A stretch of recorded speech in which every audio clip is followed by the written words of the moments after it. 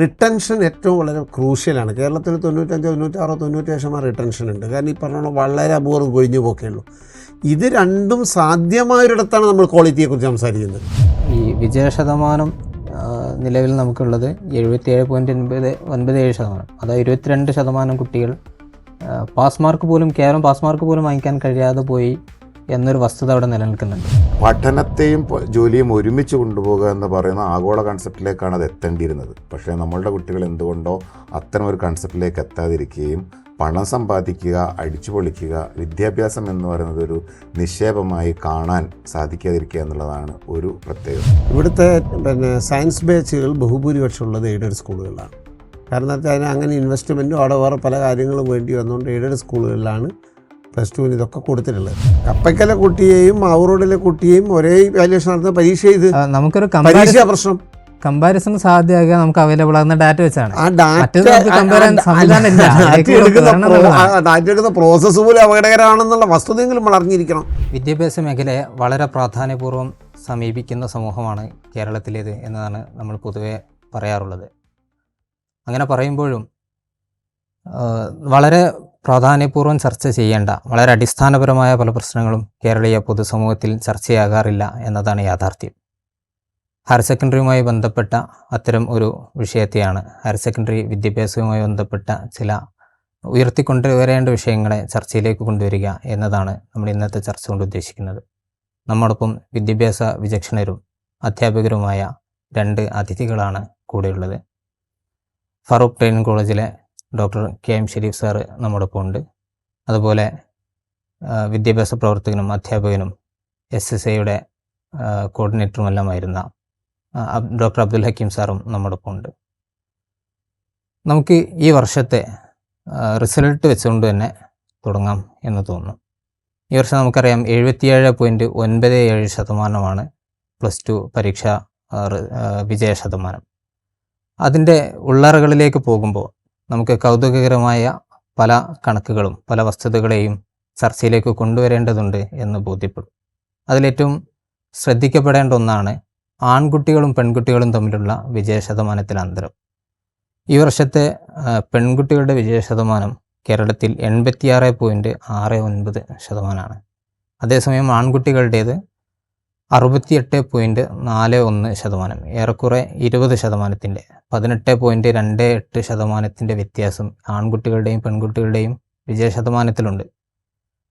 നമുക്കറിയാം ആൺകുട്ടികൾ പ്രത്യേകിച്ച് IQ ലെവലിൽ താഴെ നിൽക്കുന്നത് കൊണ്ടോ അല്ലെങ്കിൽ ആൺകുട്ടികൾക്കായിട്ട് പഠിക്കാൻ കഴിയാത്ത പ്രശ്നങ്ങളുള്ളത് കൊണ്ടോ ഒന്നുമില്ല റിസൾട്ടിൽ ഇങ്ങനെ ഒരു മാറ്റം സംഭവിക്കുന്നുണ്ടാവുക.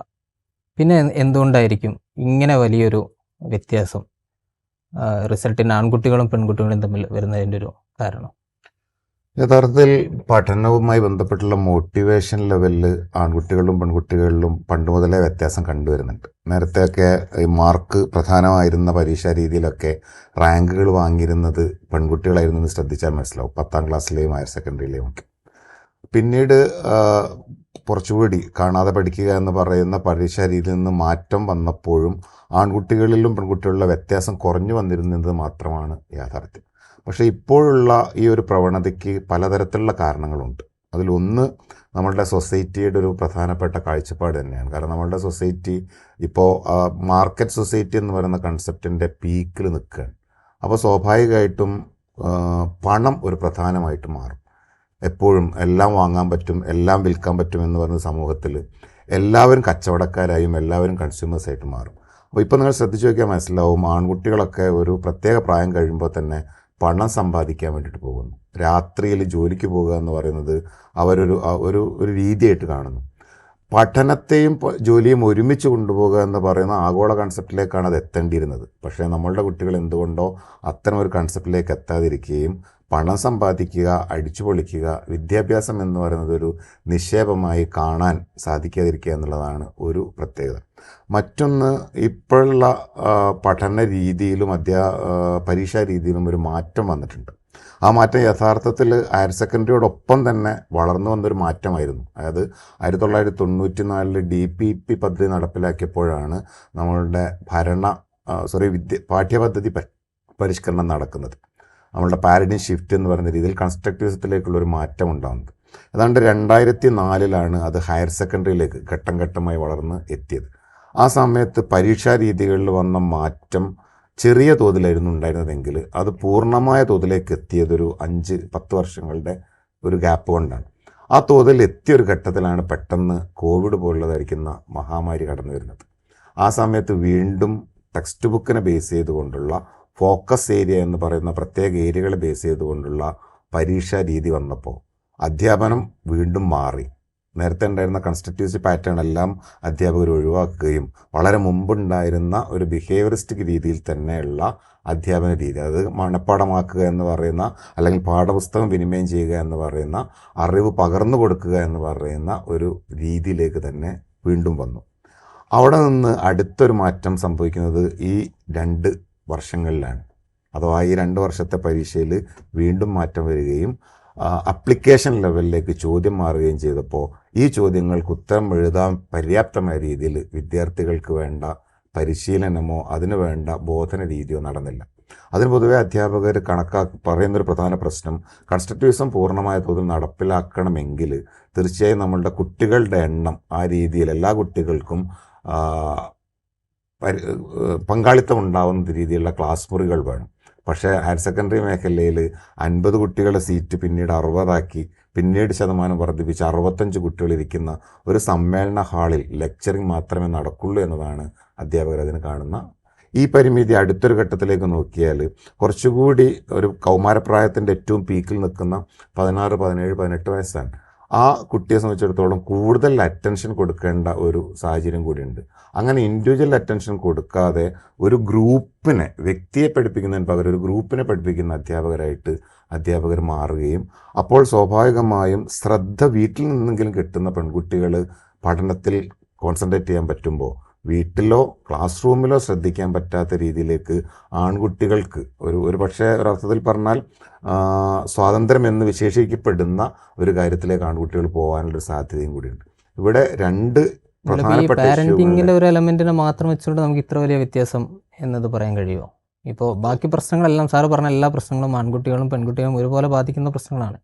ഈ നമ്മുടെ ടീച്ചിങ് മെത്തഡോളജിയും അതിലെ കോൺസെപ്റ്റുകളും മാറുന്നതെല്ലാം സാമൂഹ്യ സാഹചര്യങ്ങളിലൊരു മാറ്റം കൂടിയുണ്ട്. കാരണം ആൺകുട്ടികൾ എന്ന് പറയുന്നത് കുറച്ചുകൂടി പഠനത്തിൽ കേന്ദ്രീകരിക്കേണ്ടവരല്ല, കുടുംബത്തിൽ കേന്ദ്രീകരിക്കേണ്ടവരാണ് എന്നുള്ള സാമൂഹ്യ ബോധം രക്ഷിതാക്കളെ സൃഷ്ടിക്കപ്പെട്ടിട്ടുണ്ട്. അപ്പോൾ സ്വാഭാവികമായും അവർ ആ ഉത്തരവാദിത്തം ഏറ്റെടുക്കാൻ വേണ്ടിയുള്ള പണസമ്പാദനമാണ് ഞങ്ങളുടെ ഉത്തരവാദിത്തം, പഠനമല്ല എന്നുള്ള കൺസെപ്റ്റ് വന്നിട്ടുണ്ടാവാം. ഇതിനെക്കുറിച്ചുള്ളൊരു കോൺട്രവേഴ്സ്യൽ തിയറി അവതരിപ്പിച്ച ആൾക്കാർ പറയുന്നത് ഇനി വരാൻ പോകുന്നൊരു ലോകത്ത് നോളേജ് സൊസൈറ്റി ആയിട്ടാണ് വളരേണ്ടത്. അപ്പോൾ സ്വാഭാവികമായും ഹ്യൂമൻ നോളജിനായിരിക്കും ഏറ്റവും ഇൻട്രസ്റ്റ് ഉണ്ടാവുക. അത് വരാതിരിക്കാൻ പറ്റിയ ഒരു സാഹചര്യമാണ് ഒരു പക്ഷേ ആഗോളക്രമത്തിൽ ഒരുക്കപ്പെടുന്നത് എന്നൊരു കോൺട്രവേഴ്സ് തിയറി കൂടി ഇതിനോട് ചേർത്ത് പറയേണ്ട ഒരു കാര്യമാണെന്ന് എനിക്ക് തോന്നുന്നു. നമ്മൾ അക്കിമാഷിലേക്ക് പോലെ നമ്മൾ ഈ ഇപ്പോൾ പറഞ്ഞതിലുള്ള ഒരു പ്രശ്നം, ഈ അന്തരം വലിയ തോതിലുണ്ട് എന്നുള്ളത് വ്യക്തമാണ്. ഇതിന് ശരിക്കും സർക്കാർ ആ ഒരു തലത്തിൽ മനസ്സിലാക്കുകയോ ചർച്ചയ്ക്ക് എടുക്കുകയോ എന്തുകൊണ്ടാണ് ഇതിൻ്റെ കാരണം എന്നതിനെക്കുറിച്ച് ഒരു അനാലിസിസ് നടത്തുകയൊക്കെ ചെയ്തിട്ടുണ്ടോ? അങ്ങനെ ഇല്ലെങ്കിൽ അത് അനിവാര്യതയാണല്ലോ. കാരണം പ്രത്യേകിച്ചൊന്നും അതിൻ്റെ ഒരു നമുക്കതിൻ്റെ കാരണങ്ങൾ അനലൈസ് ചെയ്യാവുന്ന സ്റ്റാറ്റിസ്റ്റിക്കൽ ടൂളുകളോ മറ്റോ വെച്ചിട്ടുള്ള വിശദമായ പഠനങ്ങളൊന്നും ഇന്ന് അവൈലബിൾ അല്ല. അതിലേക്ക് ഏതെങ്കിലും ഘട്ടത്തിൽ സർക്കാരുകൾ കടന്നിട്ടുണ്ടോ? ഇല്ലെങ്കിൽ അതിൻ്റെ ഒരു പ്രാധാന്യം എത്രത്തോളം ഉണ്ട്? നിലവിൽ ഇത്തരം ഒരു പ്രശ്നത്തെ ഐഡൻറ്റിഫൈ ചെയ്തുകൊണ്ട് സർക്കാർ എന്തെങ്കിലും പ്രോജക്റ്റുകൾ മുന്നോട്ട് വെച്ചിട്ടുണ്ടോ? അല്ല, ഈ റിസൾട്ടിലെ ആൺപെൺ ഭേദം വെച്ചുകൊണ്ട് ആൺകുട്ടികൾ എന്തുകൊണ്ട് കൂടുതൽ പിന്നോക്കം പോകുന്നു എന്ന തരത്തിലുള്ളൊരു പഠനമോ അതിനെന്തെങ്കിലും പ്രത്യേക പരിഹാര ആലോചനകളൊന്നും ഇതുവരെ നടന്നതായിട്ട് എൻ്റെ ഓർമ്മയിലില്ല. നടക്കേണ്ടതുണ്ടെന്ന് ഒരു പക്ഷേ നിങ്ങൾ പറഞ്ഞതുപോലെ വേണമെങ്കിൽ ആലോചിക്കാവുന്നതാണ്. പക്ഷെ അതിൽ നമ്മളൊരു നാമമാത്രമായ വ്യത്യാസമല്ല, ഏകദേശം 20% വ്യത്യാസം വിജയ ശതമാനത്തിൽ വരുന്നു എന്ന് പറയുമ്പോൾ 18% വ്യത്യാസമാണ് ഈ വർഷമുള്ളത്. ഇത് എല്ലാ വർഷങ്ങളിലും ഈ ഒരു പാറ്റേൺ തന്നെയാണ് കാണാറുള്ളത്.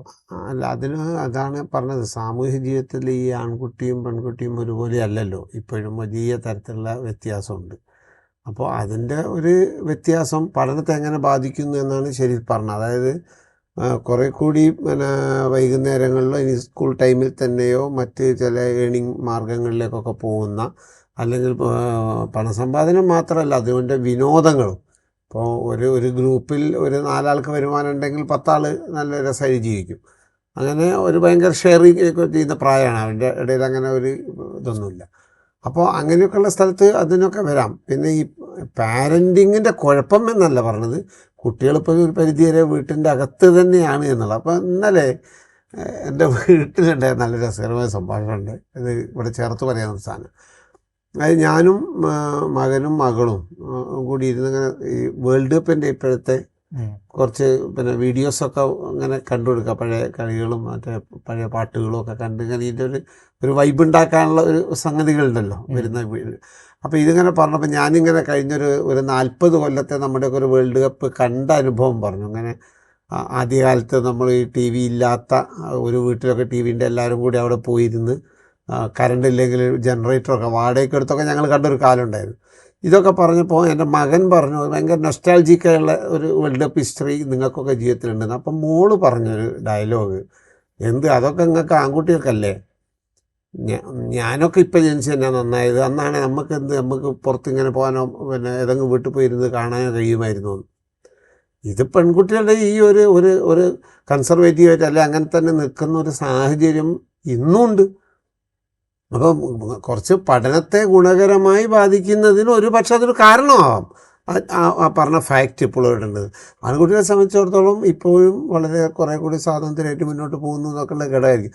പക്ഷേ നിങ്ങൾ പറഞ്ഞ് ഇതിനൊരു സയൻറ്റിഫിക്കായിട്ടുള്ളൊരു അനാലിസിസ് നടന്നതായിട്ട് ഇപ്പോൾ എനിക്കും എൻ്റെ അറിവിലില്ല. ഏതായാലും നിങ്ങൾ റൈസ് ചെയ്തൊരു ഇഷ്യൂ നമുക്ക് ഒന്ന് വലിയ ഗൗരവത്തിൽ ചർച്ചപ്പെടേണ്ട ഒരു വിഷയമാണെന്ന് എനിക്കും തോന്നുന്നുണ്ട്. ഇങ്ങനെ തന്നെ എന്തുകൊണ്ടായിരിക്കും ഇങ്ങനെ സംഭവിച്ചിട്ടുണ്ടാവുക. പിന്നെ ഷെരീഫിനെ പറഞ്ഞ വേറൊരു കാരണത്തോടുള്ള എൻ്റെ ഒരു അഭിപ്രായം കൂടി ഞാൻ രേഖപ്പെടുത്താൻ തോന്നുന്നു. ഒന്ന്, ഹയർ സെക്കൻഡറിയിൽ എപ്പോഴും പറഞ്ഞു വരുന്നത് ക്ലാസ് റൂമിലെ കുട്ടികളുടെ എണ്ണം കൂടുതൽ, എവിടെയും എണ്ണം കൂടുതൽ പ്രശ്നം തന്നെയാണ്. പക്ഷേ എണ്ണം കുറഞ്ഞതുകൊണ്ട് മാത്രം സ്കൂൾ എഡ്യൂക്കേഷൻ്റെ ക്വാളിറ്റി കൂടും എന്ന് വിചാരിക്കാനും ബുദ്ധിമുട്ടുണ്ട്. കാരണം ഇപ്പോഴും പല സ്കൂളുകളിലും പ്രൈമറി ക്ലാസ്സിലും UP ക്ലാസ്സിലൊക്കെ 5 കുട്ടികൾ 8 കുട്ടികൾ 10 കുട്ടികളൊക്കെ ഉള്ള ക്ലാസ് മുറിയിൽ അതിൻ്റെ അടുത്ത കൊല്ലാകുമ്പോൾ വീണ്ടും 4 കുട്ടികളാകുകയാണ്. എന്നാൽ ആ 10 ആളിൽ പോലും അത്രയും വലിയ ഇൻഡിവിജ്വൽ ശ്രദ്ധ കൊടുത്ത് വലിയ ഒരു നേട്ടം ഉണ്ടാക്കുന്നതല്ല. നേരെ മറിച്ച് 50-60 കുട്ടികൾ പഠിക്കുന്ന ഹൈസ്കൂൾ ക്ലാസ്സുകളിലേക്ക് കുട്ടികൾ തള്ളിക്കയറി അവിടെ റിസൾട്ട് ഉണ്ടാക്കി പോരുന്ന സ്കൂളുകളല്ലേ നമ്മളവിടെ ഉള്ളത്. അതുള്ളിടത്ത് തന്നെയാണ് കൂടുതലുള്ളത്. +2 കുട്ടികൾക്ക് എനിക്ക് തോന്നുന്നു അധ്യാപനത്തിൽ വരുത്തേണ്ട ഇൻഡിവിജ്വൽ ശ്രദ്ധയോടൊപ്പം തന്നെ അതിനേക്കാൾ പ്രധാനം എന്ന് പറയുന്നത് അവരുടെ ഒരു മീഡിയത്തിൽ അവരോട് മീഡിയം എന്ന് പറഞ്ഞാൽ ഇംഗ്ലീഷ് മലയാളം എന്ന അർത്ഥത്തിലല്ല, അവരുടെ ഒരു ഭാഷയുണ്ട്, അവരുടെ ചിന്താ പദ്ധതിയുണ്ട്, അവരുടെ ഒരു പാറ്റേൺ ഉണ്ട്. അതിനനുസരിച്ചൊന്നും അല്ല പൊതുവെ നമ്മുടെ ക്ലാസ് മുറികളൊന്നും പോകുന്നത് എന്നുള്ളതാണ്. നമ്മുടെ അധ്യാപകർക്കൊക്കെ അതിൽ വലിയ വിമുഖത ഈ പുതിയ അറിവിനെ ആർജിക്കുന്നതിൽ, പിന്നെ ടെക്നോളജിയെ സ്വീകരിക്കുന്നതിൽ, ഇതിനൊക്കെ വലിയ സംവിധാനങ്ങളൊക്കെ സ്കൂളിൽ ചെയ്തു കൊടുത്തിട്ട് പോലും എത്ര അധ്യാപകർ ഇതൊക്കെ ഉപയോഗിക്കുന്നുണ്ട്. അവരോട് കുറേ കൂടി അവർക്ക് ഇൻട്രസ്റ്റിംഗ് ആയ രീതിയിൽ ക്ലാസ് കൈകാര്യം ചെയ്യുന്നതൊക്കെ വലിയ ഘടകമാണ്. അതൊക്കെ പഠനത്തോട് കുട്ടികൾക്ക് മൊത്തത്തിലൊരു പ്രതിപത്തി ഇല്ലായ്മ ഉണ്ടാക്കുന്നുണ്ട്. ഈ പല അധ്യാപകർക്കും ഞങ്ങളെ പഠിപ്പിക്കാൻ അറിയില്ല എന്ന് തുറന്നു പറയുന്ന കുട്ടികളുടെ കാലമാണിത്. നമുക്ക് കുട്ടികളെടുത്ത് ഒരുപാട് കാര്യങ്ങൾ പഠിക്കാനുണ്ട് എന്ന് അധ്യാപകർ തിരിച്ചറിയേണ്ട കാലമാണ്. ഇത് രണ്ടും നടക്കാതെ പോകുന്നതുകൊണ്ട് പിന്നെ പൊതുവെ ഒരു ഡിറ്റാച്ച്മെൻറ്റ് ഈ ഹയർ സെക്കൻഡറി ഒക്കെ എത്തുമ്പോൾ അത് എനിക്കൊന്ന് ഓവറായിട്ട് ഒരു പക്ഷേ ആ റെസ്പോൺസ് കാണിക്കുക ആൺകുട്ടികളാവാനുള്ള ഒരു സാധ്യതയുണ്ട്. കാരണം അതിലൊരു ജെൻഡർ വർക്ക് ചെയ്യാനുള്ള സാധ്യതയുണ്ട്. കാരണം ഇതിനോട് പഠിക്കാതിരിക്കാനുള്ള ഒരു തൻ്റെ ഇടവും വേണമല്ലോ, അതിനോട് അങ്ങനെ ഒന്ന് റെസ്പോണ്ട് ചെയ്ത് നിൽക്കാനുള്ള അതൊക്കെ തന്നെയായിരിക്കും തോന്നുന്നു അങ്ങനെ വന്നിട്ടുണ്ടാകുന്ന കാരണം എന്ന് എനിക്ക് തോന്നുന്നു. വ്യക്തിപരമായ ഒരു വളർച്ചാഘട്ടത്തിൻ്റെ പ്രത്യേകത കൂടി ഈ സമയത്ത് ഉണ്ടാവാൻ സാധ്യതയുണ്ട്. കാരണം എന്ന് വെച്ചാൽ ഒരു കുട്ടിയുടെ ഈ വളർച്ചാഘട്ടങ്ങളെക്കുറിച്ച് പറയുമ്പോൾ അതിൻ്റെ ട്രാൻസിഷൻ സ്റ്റേജസിൽ പ്രധാനപ്പെട്ട ഒന്നാണ് ജെൻഡർ ബാധകമാവും. കാരണം ഈ പറഞ്ഞ ഈ കേരളത്തിലെ സാമൂഹ്യ സാഹചര്യം ഈ ജെൻഡറിനെ സ്വാധീനിക്കുമല്ലോ. കേരളത്തിലെ സാമൂഹ്യ സാഹചര്യം എന്ന് പറയുന്നത് ആൺകുട്ടി എപ്പോഴും കൂടുതൽ റെക്കഗ്നിഷൻ കിട്ടി വളരുന്ന കുട്ടിയാണ് കേരളത്തിലെ ഒരു രീതി എന്ന് പറയുന്നത്. പെൺകുട്ടികളാവട്ടെ കൂടുതൽ കെയർ കിട്ടാൻ വേണ്ടിയിട്ട് ആഗ്രഹിക്കുന്ന ഒരു സാധനമാണ് കേരളത്തിലല്ല ഇന്ത്യയിൽ പൊതുവെ കണ്ടുവരുന്ന ഒരു രീതി അങ്ങനെയാണ്. കാരണം കൂടുതൽ അമ്മയിലേക്കോ അല്ലെങ്കിൽ കൂടുതൽ പരിഗണനയൊക്കെ കിട്ടണമെന്ന് ആഗ്രഹിക്കുന്ന രീതിയിൽ.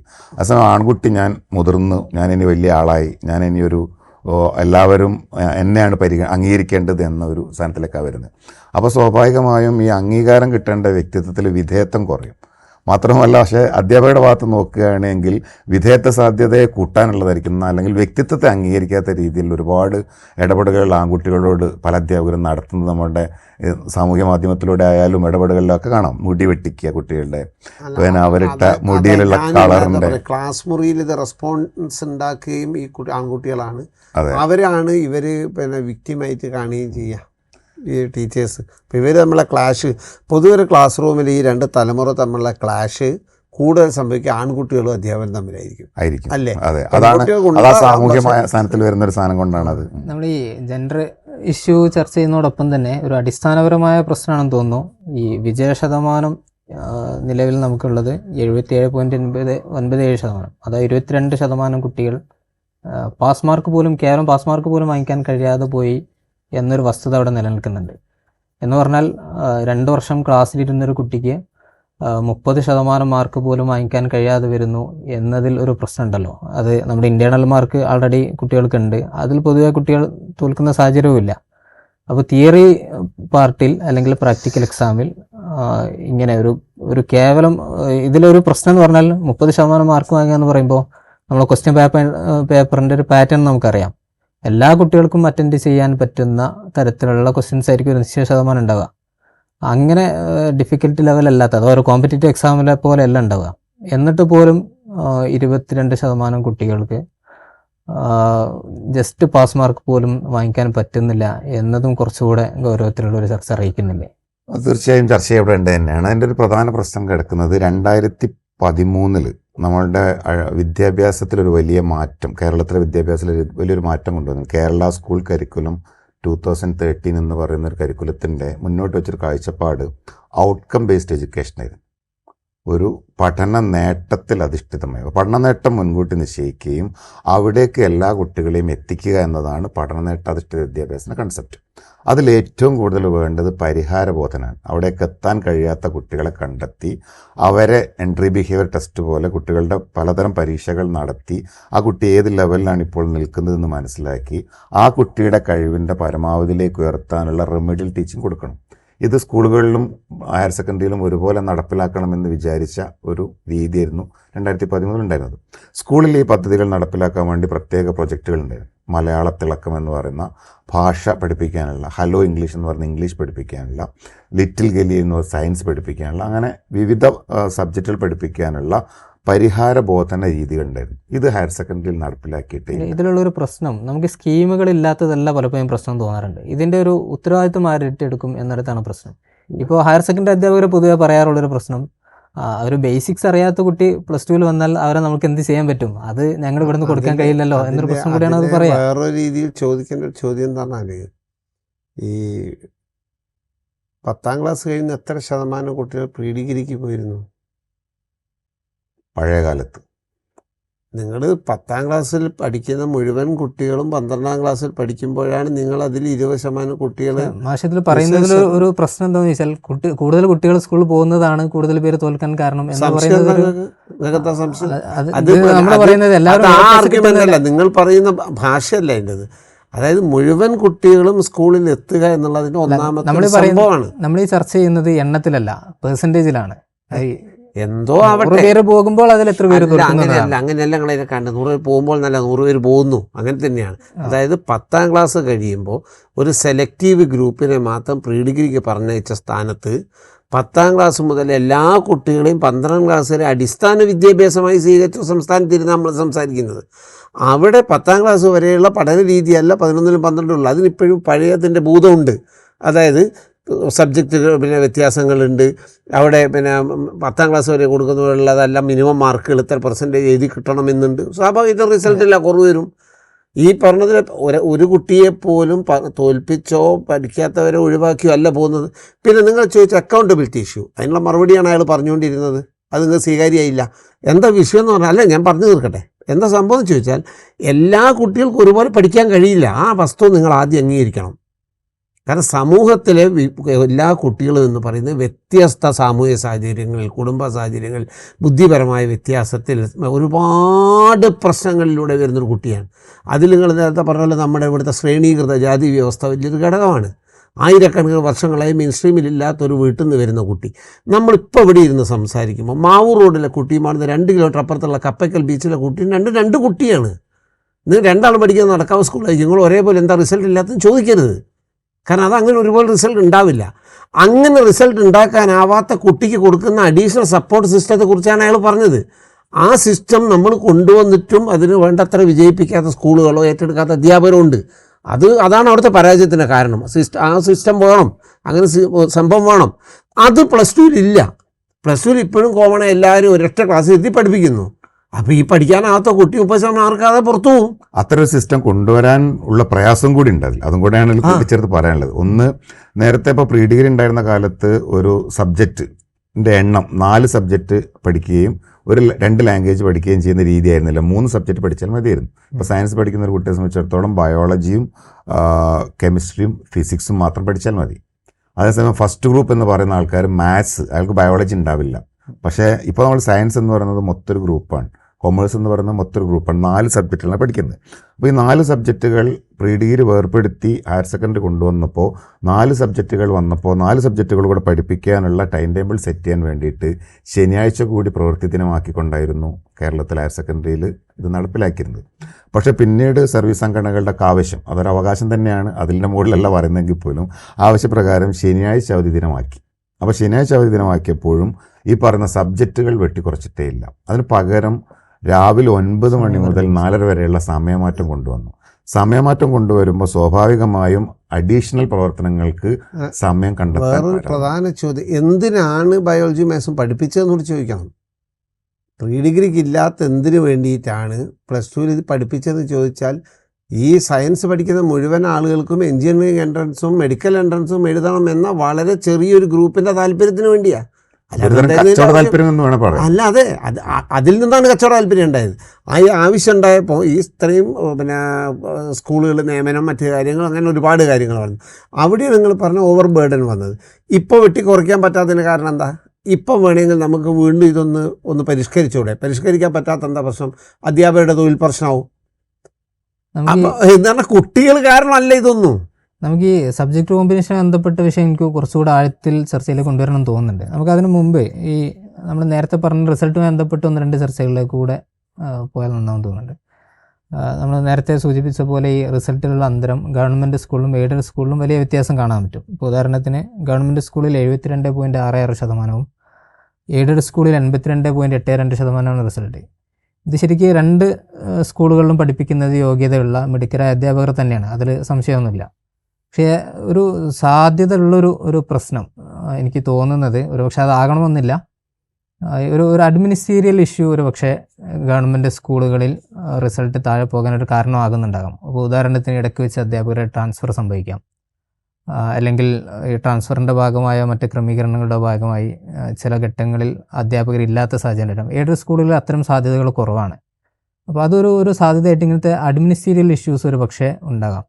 അപ്പോൾ അങ്ങനെ ഉണ്ടെങ്കിൽ അതിനെ അഡ്രസ്സ് ചെയ്യപ്പെടുകയും, ഇപ്പോൾ ഉദാഹരണത്തിന് ട്രാൻസ്ഫറുകളൊക്കെ വെക്കേഷൻ സമയത്ത് മാത്രം നടക്കുകയും അക്കാദമിക് ഇയറിൻ്റെ ഇടയിൽ വെച്ച് നടക്കാതിരിക്കാനുള്ള സംവിധാനം കൊണ്ടുവരിക, ഇങ്ങനെയുള്ള ചില ക്രമീകരണങ്ങളിലേക്കൊക്കെ പോകുന്നത്. നിങ്ങൾ ആ പറഞ്ഞതൊരു കാരണമാവാം. അത് നിങ്ങൾ പറഞ്ഞതുപോലെ വേണമെങ്കിൽ അങ്ങനെ പരിഹാരം ഉണ്ടാക്കാം. പക്ഷേ ഇതിൻ്റെ റിസൾട്ട് കുറയാനോ അല്ല ഈ വ്യത്യാസം വരാനുള്ള പ്രധാന കാരണം അതാണെന്ന് ഞാൻ വിചാരിക്കുന്നില്ല.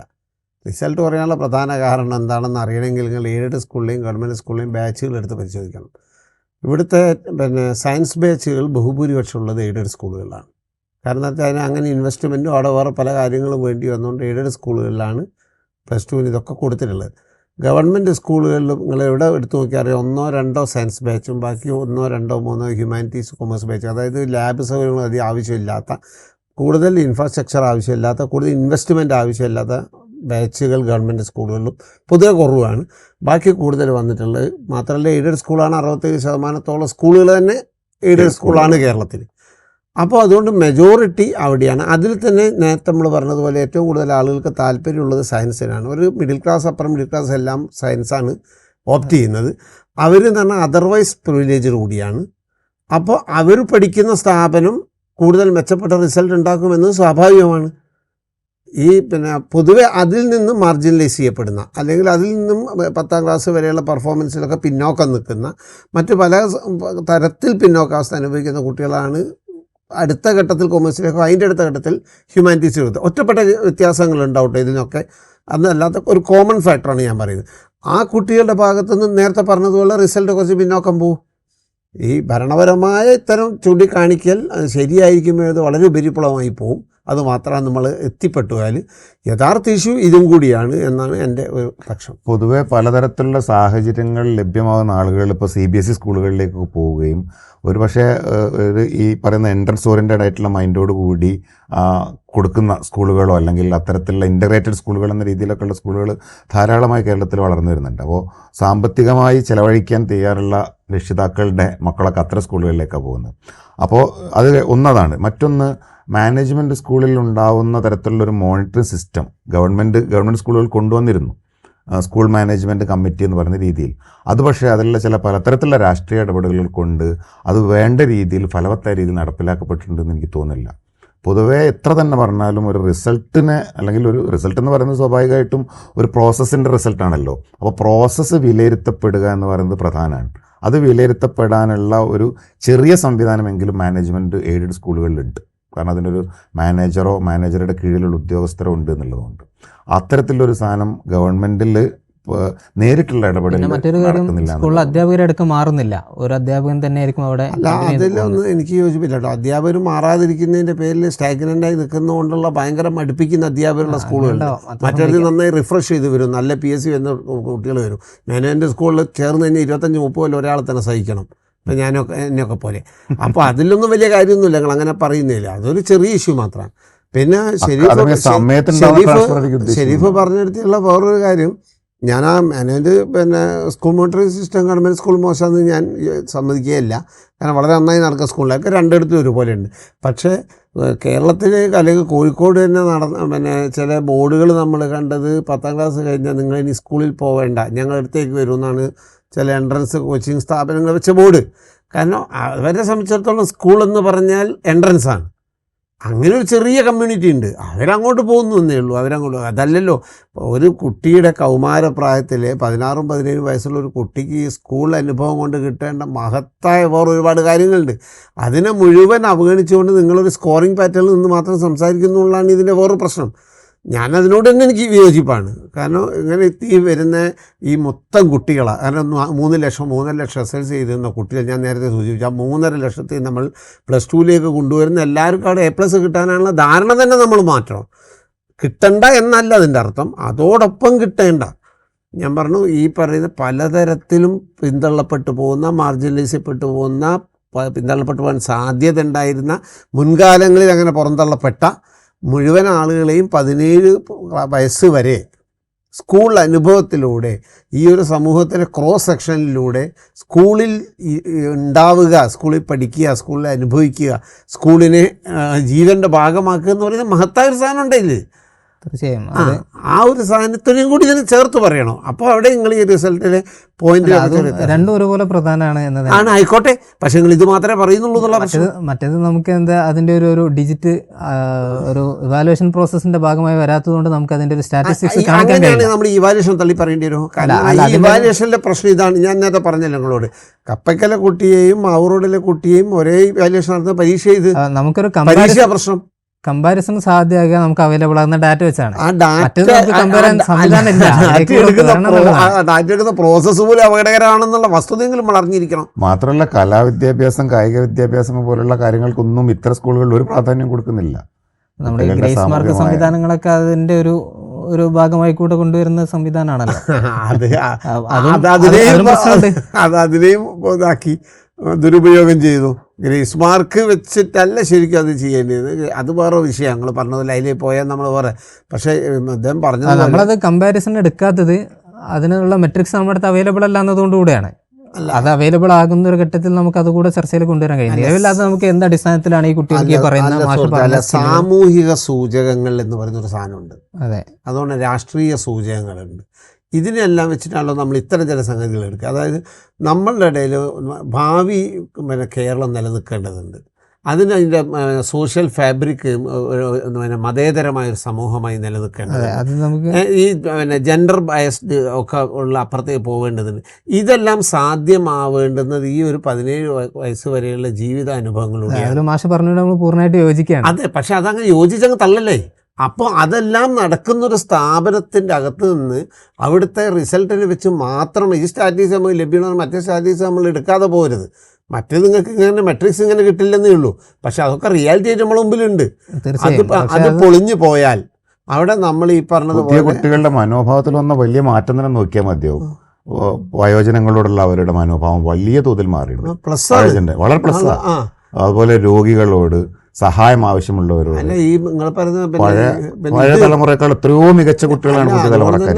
ഈ പറഞ്ഞതുപോലെ ജാതി മതം പോലെയുള്ള നമ്മൾ ഇത്ര കാലവും നമ്മുടെ മുൻ തലമുറ ഇവരെ കെട്ടിയിടാനും അവരെ സങ്കുചിതപ്പെടുത്താനും ശ്രമിച്ചിട്ടും അതിനെ ബ്രേക്ക് ചെയ്ത് നിൽക്കുന്ന തലമുറ ഇവിടെ ഉള്ളത്. അവരത് ആ പിടുത്തത്തിലേക്ക് അവർ പോകുന്നില്ല, അവരതിനെ ബ്രേക്ക് ചെയ്ത് അപ്പുറം നിൽക്കുന്നുണ്ട്. ആ നിൽക്കാനുള്ളൊരു സ്പേസ് അവർക്ക് ഒരുക്കി കൊടുക്കേണ്ടതുണ്ട് നമ്മൾ. അത് നമ്മൾ സ്കൂൾ എഡ്യൂക്കേഷൻ്റെയും കൂടി പാർട്ടാണ്. നമുക്ക് റിസൾട്ടിൻ്റെ ഒരു അവസാനത്തെ ഒരു എലമെൻറ്റും കൂടെ ചർച്ചയിലേക്ക് എടുത്ത് നമുക്ക് ഈ വിഷയങ്ങളിലേക്ക് പോകാം. അപ്പോൾ അത് നേരത്തെ മാഷ് അതിൻ്റെ ചില കാരണങ്ങൾ പറയുകയും ചെയ്തു, സംസാരത്തിൽ സൂചിപ്പിച്ചു. നമുക്കതിനപ്പുറത്തേക്കുള്ള വല്ല ഉദാഹരണത്തിന് സയൻസിലെ വിജയശതമാനമാണ് ഏറ്റവും കൂടുതൽ. അത് മാഷ് നേരത്തെ സൂചിപ്പിച്ചു, കുറച്ചുകൂടെ ഉയർന്ന ശ്രേണിയിലുള്ള കുട്ടികൾ സയൻസിലേക്കാണ് പോകാൻ പ്രിഫർ ചെയ്യുന്നത്, അതിൻ്റെ ഒരു ഇമ്പാക്റ്റ് സംഭവിക്കാം എന്നൊക്കെയുള്ള കാരണങ്ങൾ പറയുകയും ചെയ്തു. 84.52% സയൻസിലെ വിജയശതമാനം. ഹ്യൂമാനിറ്റീസിലേക്ക് എത്തുമ്പോൾ അത് 66.38%, അഥവാ 33.62% കുട്ടികൾ വിജയിക്കാൻ പറ്റാതെ പോകുന്നുണ്ട്. കൊമേഴ്സിൽ 74.74. ഇതിൽ അധ്യാപകർ സാധാരണ പറയാറുള്ള ഒരു കാരണം നേരത്തെ മാഷ സംസാരത്തിൽ അതിൻ്റെ ഇടയിൽ കയറി വന്നു. അത് ഏറ്റവും നന്നായി പഠിക്കുന്ന കുട്ടികൾ പ്രിഫർ ചെയ്യുന്നത് സയൻസ് ഗ്രൂപ്പാണ്. താരതമ്യേന പഠനത്തിൽ മികവ് നിൽക്കുന്ന കുട്ടികൾ സയൻസ് ഗ്രൂപ്പ് എടുക്കുന്നുണ്ട്, അതിൽ വിജയശതമാനം കൂടും. കുറവ് നിൽക്കുന്ന കുട്ടികളാണ് പലപ്പോഴും നമ്മളെ ഒരു സിസ്റ്റത്തിൻ്റെ ഭാഗമായി ഹ്യൂമാനിറ്റീസിലേക്ക് എത്തുന്നത്. അതിൻ്റെ ഒരു റിഫ്ലക്ഷൻ ആ റിസൾട്ടിൽ നിന്ന് പറയാറുണ്ട്. നമുക്കതിനെ ആ ഒരു അർത്ഥത്തിൽ മാത്രമേ കാണേണ്ടതുള്ളൂ, അല്ലെങ്കിൽ ഈ സ്ട്രീമുകളുടെ വിജയശതമാനത്തിലെ വ്യത്യാസം അത് മാത്രമായിട്ട് കാണേണ്ടതില്ല എന്ന് എനിക്ക് തോന്നുന്നു. എന്തായാലും മാറ്റമുണ്ട്. കാരണം നമ്മൾ 10ാം ക്ലാസ് കഴിയുന്ന എല്ലാവരെയും ഹയർ സെക്കൻഡറിയിലേക്ക് ചേർന്ന് 9ാം ക്ലാസ് കഴിയുന്ന എല്ലാവരും 10ാം ക്ലാസ്സിൽ എത്തുന്ന പോലെയല്ല, ഒരു ഫിൽട്രേഷൻ നടക്കുന്നുണ്ട്. അപ്പോൾ സ്വാഭാവികമായിട്ടും ഓരോ കുട്ടിയുടെയും ചോയ്സിന് പ്രാധാന്യം വരികയും കൂടുതൽ മാർക്ക് കിട്ടിയ കുട്ടികളൊക്കെ തന്നെ സയൻസ് തിരഞ്ഞെടുക്കുന്ന രീതിയുണ്ട്. അതിനെ തള്ളിക്കളയാൻ പറ്റില്ല. അതോടൊപ്പം ചേർക്കേണ്ട 2 കാരണങ്ങൾ കൂടിയുണ്ട്. ഒന്ന്, സയൻസ് എടുക്കുന്ന മിക്ക കുട്ടികൾക്കും അഡീഷണലായിട്ട് ക്ലാസ്സുകൾ കിട്ടുന്നുണ്ട്. ട്യൂഷനായിട്ടും ഓൺലൈൻ ക്ലാസ്സുകളായിട്ടും ഏതെങ്കിലും തരത്തിലുള്ള ഒരു ട്യൂഷൻ പോവാത്ത സയൻസ് വിദ്യാർത്ഥികൾ വളരെ വളരെ വിരളമായിരിക്കും എനിക്ക് തോന്നുന്നു. അത്രയും കുറവായിരിക്കും. ഒന്നുകിൽ അവർ ഓൺലൈൻ പാറ്റേണിലോ അല്ലെങ്കിൽ യൂട്യൂബ് ചാനലുകളായിരിക്കും ആശ്രയിക്കുന്നുണ്ടാവും. അത്തരത്തിലുള്ളൊരു പഠന രീതിയല്ല ഹ്യൂമാനിറ്റീസിലുള്ളത്. അതിന് പൊതുവേ നമ്മൾ ഹ്യൂമാനിറ്റീസൊക്കെ ഉള്ള ട്യൂഷൻ സെൻ്ററുകളെ തന്നെ നമുക്ക് തപ്പിയാലൊരു പക്ഷേ കിട്ടിക്കൊള്ളണമെന്നില്ല എന്ന് എനിക്ക് തോന്നുന്നു. മറ്റൊന്ന്, ഫാക്റ്റാണ് സയൻസിൻ്റെ ഒരു രീതി. അത് പലപ്പോഴും ആ ഫാക്റ്റുകൾ പഠിക്കുന്ന ആളുകൾക്ക് സ്കോർ വാങ്ങാനും പഠിക്കാൻ കുറച്ചുകൂടി എളുപ്പമുണ്ടാവും. മറ്റേത് കുറച്ചുകൂടി അനലിറ്റിക്കലി സാമൂഹ്യമായ അപഗ്രഥനം, മറ്റ് മാനുഷികമായ കാര്യങ്ങൾ, അത്തരം കാര്യങ്ങളെക്കുറിച്ചുള്ള പഠനം കൂടിയാണിത്. അപ്പോൾ ഒരു എന്താ പറയുക, ഫാക്റ്റ് പഠിക്കുന്ന പോലെ അല്ല ഹ്യൂമാനിറ്റീസ് പഠിക്കേണ്ടത് എന്നുള്ളതാണ്. പിന്നെ ആ ഒരു വിഷയത്തോട് കാണുന്ന പ്രാധാന്യം അത് എല്ലാ മേഖലയിലും സാമൂഹികമായി ഒരു കുട്ടി ഇപ്പോൾ ഹ്യൂമാനിറ്റീസാണ് പഠിക്കുന്നതെങ്കിൽ നീ ഹ്യൂമാനിറ്റീസാണ് എന്ന് ചോദിക്കുന്ന രീതിയിലടക്കം അത് കുട്ടികളുണ്ടാക്കുന്ന ഒരു അപകർഷബോധം ഭയങ്കരമാണ്. ഞങ്ങൾ തന്നെ ഇന്ന് പഠിക്കേണ്ടതില്ല, സയൻസുകാരാണ് പഠിക്കേണ്ടത് എന്നുള്ള ബോധവും ഇതിൻ്റെ ഒരു പ്രശ്നമാണെന്ന് എനിക്ക് തോന്നുന്നു. അത് അധ്യാപകരും രക്ഷിതാക്കളും സമൂഹമൊക്കെ സൃഷ്ടിക്കുന്ന ഒരു അത്തരത്തിലൊരു തെറ്റായ ബോധമുണ്ട്. സയൻസ് എന്ന് പറയുന്നത് ഒരു ക്രീം സബ്ജക്റ്റാണ് എന്നും അത് പഠിക്കുന്ന എല്ലാവർക്കും പിന്നീട് കൂടുതൽ പഠന സാധ്യത ഉണ്ട് എന്നൊക്കെയുള്ള ഒരു തരത്തിൽ പറഞ്ഞാൽ തെറ്റിദ്ധാരണ സൃഷ്ടിക്കപ്പെട്ടിട്ടുണ്ട് എന്നുള്ളൊരു പ്രശ്നമാണ്. നിങ്ങളുടെ ഇൻവെസ്റ്റ്മെൻ്റ് എന്ന് മാത്രമേ നിങ്ങൾക്ക് ഔട്ട്പുട്ട് പ്രതീക്ഷിക്കാൻ പറ്റൂ. ഇൻവെസ്റ്റ്മെൻറ്റിൻ്റെ ക്വാളിറ്റിക്ക് അനുസരിച്ചാണ് ഔട്ട്പുട്ട് ഉണ്ടാവുക. ക്വാളിറ്റി എന്ന വാക്ക് ഇൻവെർട്ടഡ് കോമയില്ല. നമ്മൾ ഏത് സ്കൂളിലെയും സയൻസിലെയും ഹ്യൂമാനിറ്റീസിലെയും കുട്ടികളുടെ, എനിക്ക് സാമൂഹ്യ പക്ഷത്തു നിന്ന് മാത്രമേ സംസാരിക്കാൻ പറ്റൂ.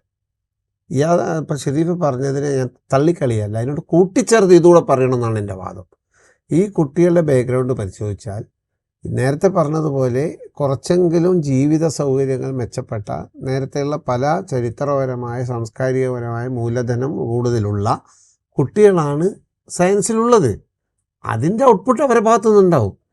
അതില്ലാത്ത നിങ്ങൾ ഏത് ഹ്യൂമാനിറ്റീസ് ക്ലാസ്സിൽ പോയി നോക്കി, അവിടെ ഏറ്റവും കുറഞ്ഞ മാർക്ക് എന്ന് പറഞ്ഞാൽ കുട്ടികൾ മോശമെന്നല്ലല്ലോ, കുറഞ്ഞ മാർക്ക് വാങ്ങേണ്ട സാഹചര്യമാണെന്നല്ലേ. ആ സാഹചര്യം തന്നെ അവർക്ക് പ്ലസ് ടുവിലുള്ളത്. സ്വാഭാവികമായിട്ടും മറ്റേതിനേക്കാൾ എന്നിട്ടും അവർ അത്രയും സ്കോർ ചെയ്യുന്നല്ലോ എന്നുള്ളതാണ് ശരിക്കും. കാരണം അവർ മറ്റേ ആൾ പിന്നെ ഇവൻ ഓടുമ്പോൾ മറ്റവനെ 50 മുതൽ ഓടിയാൽ മതി 100-ലേക്കെത്താൻ. മാഷ് സാമൂഹ്യ പശ്ചാത്തലത്തിൽ നിന്ന് സംസാരിക്കുന്നതുകൊണ്ട് തന്നെ നമുക്കൊരു റീജിയണൽ ഡിസ്പാരിറ്റീസ് കൂടെ ചർച്ചയിൽ കൊണ്ടുവരാൻ തോന്നുന്നു. നമ്മുടെ ഡാറ്റയുടെ പരിമിതി അതിലുണ്ട്. നമുക്ക് SLC റിസൾട്ടിൽ നമുക്ക് കുറച്ചുകൂടെ ജില്ലാടിസ്ഥാനത്തിലുള്ള റിസൾട്ട് അവൈലബിൾ ആണ്. ഇപ്പോൾ ഈ വർഷത്തെ +2 റിസൾട്ടിൽ നോക്കിയാൽ ഇടുക്കിയിൽ 84.64% വിജയ ശതമാനം. കാസർഗോഡ് എത്തുമ്പോൾ അത് 71.72 നമുക്ക് ഈ 2 ജില്ലകളുടേതായ ജില്ലാടിസ്ഥാനത്തിലുള്ള റിസൾട്ട് അവൈലബിൾ ആയിട്ടുള്ളൂ. ഏറ്റവും കുറവും ഏറ്റവും കൂടുതൽ എന്ന അർത്ഥത്തിൽ. അപ്പോൾ ഈ റീജിയണൽ ഡിസ്പാരിറ്റി കൂടെ അതിൽ പല ഘടകങ്ങളുണ്ടാവും. നിങ്ങൾ പറഞ്ഞ പോലെ സാമൂഹികമായ സാഹചര്യങ്ങളുണ്ടാവും. പൊതുവെ മലബാറിൽ കൂടുതൽ കുട്ടികൾ ഒരു ക്ലാസ്സിൽ ഇരിക്കുന്നത് കൊണ്ട് സംഭവിക്കാവുന്ന അഥവാ ഒരു 45 പേര് ഒരു അധ്യാപകനും ടീച്ചർ സ്റ്റുഡൻറ് റേഷ്യോ അവിടെ വ്യത്യാസപ്പെടുന്നുണ്ടല്ലോ. അത്തരം കാരണങ്ങളുണ്ടാകാം. അങ്ങനെയാണെങ്കിൽ കോഴിക്കോടും മലപ്പുറത്തും ഒക്കെ റിസൾട്ട് മോശമാവേണ്ടത്. ഈ മലബാർ ജില്ലകളിൽ പൊതുവെ റിസൾട്ട് താഴെയാണ് എന്നതാണ് സ്റ്റാറ്റിസ്റ്റിക്സ് ഉണ്ടാവാറുള്ളത്. ഈ വർഷം നമുക്ക് ഡാറ്റ അവൈലബിൾ ആയിട്ടില്ല. അപ്പോൾ ഈ ഒരു റീജിയണൽ ഡിസ്പാരിറ്റി കൂടെ നമ്മൾ ഈ റീജിയണൽ ഡിസ്പാരിറ്റി വളരെ പ്രധാനമാണ്. കാരണം ഒന്ന് കാസർഗോഡ് ഇടുക്കി ഇങ്ങനെ വന്നുള്ള എന്നെ അത്ഭുതപ്പെടുത്തുന്ന ഒരു കാര്യമാണ്. കാരണം മലയോര പ്രദേശങ്ങളിൽ സാധാരണ റിസൾട്ടിൽ പിന്നോക്കം പോകുന്നത് ഒന്ന് കാസർഗോഡ്, ഒന്ന് വയനാടാണ്. മലബാറിൽ ഏറ്റവും പിന്നോക്കം പോകുന്നത്. അതിനുള്ള കാരണം നമുക്കറിയാവുന്ന പോലെ തന്നെ ഒന്ന് ട്രൈബൽ കുട്ടികളുടെ ആധിക്യവും ഇവിടെ ഉള്ളതുകൊണ്ട് തന്നെ അവരെ മെയിൻ സ്ട്രീം ചെയ്തെടുക്കാനുള്ള നമ്മുടെ പല പദ്ധതികൾ ഇപ്പോഴും ഒരു പഠന മേഖലയിലേക്ക് എത്തിക്കുന്നതിലൊക്കെ ഇപ്പോഴും പരാജയപ്പെട്ടു എന്ന് തന്നെ പറയാവുന്ന തരത്തിൽ കൊഴിഞ്ഞുപോക്ക് ഇപ്പോഴും ഉണ്ട്. നമ്മൾ അങ്ങനെ പോവരുത് എന്നുള്ളതിനുള്ള എല്ലാ മെഷേഴ്സ് ഇപ്പുറത്ത് എടുക്കുമ്പോഴും ഇവരെ എവിടെ പോകുന്നു എന്ന് പോലും കണ്ടെത്താൻ കഴിയുന്നില്ല എന്നൊക്കെയുള്ള റിപ്പോർട്ടുകളൊക്കെ വരാറുണ്ട്. കാരണം കുട്ടികൾ പല ഘട്ടത്തിൽ കൊഴിഞ്ഞു പോകുന്നു. അത് അവരുടെ ഒരു ബേസിക്കായുള്ള ഒരുപാട് ഇഷ്യൂസ് അതിലുണ്ട്. അതുകൊണ്ട് തന്നെ കാസർഗോഡൊക്കെ ഈ മിക്സഡ് കമ്മ്യൂണിറ്റീൻ്റെ ഇഷ്യൂ ഉണ്ട്. ഈ ഭാഷാപരമായുള്ള കന്നഡ മലയാളം മിക്സഡൊക്കെ ആയിട്ട് വരുന്ന വലിയൊരു പിന്നെ നമ്മുടെ അതിർത്തി സ്ഥലങ്ങളിലുള്ള ഇത്തരം വയനാടിനെ പോലെ തന്നെയുള്ള പ്രശ്നം ഇടുക്കിയിലും പൊതുവേ ഉണ്ടാവാറുണ്ട്. പാലക്കാടിൻ്റെ ചില ഭാഗങ്ങളും തമിഴ് ഇടകലർന്ന സ്ഥലങ്ങളിൽ ഇത്തരത്തിലുള്ള ഇഷ്യൂസ് നേരത്തെ ശ്രദ്ധിക്കപ്പെട്ടിട്ടുണ്ട്. പൊതുവേ നമ്മുടെ ഈ ഇടനാടിലുണ്ടാകുന്ന ഒരു റിസൾട്ട് നമ്മുടെ മലനാട് ഭാഗങ്ങളിലോ നമ്മുടെ തീരദേശങ്ങളിലോ ഉണ്ടാവാറില്ല.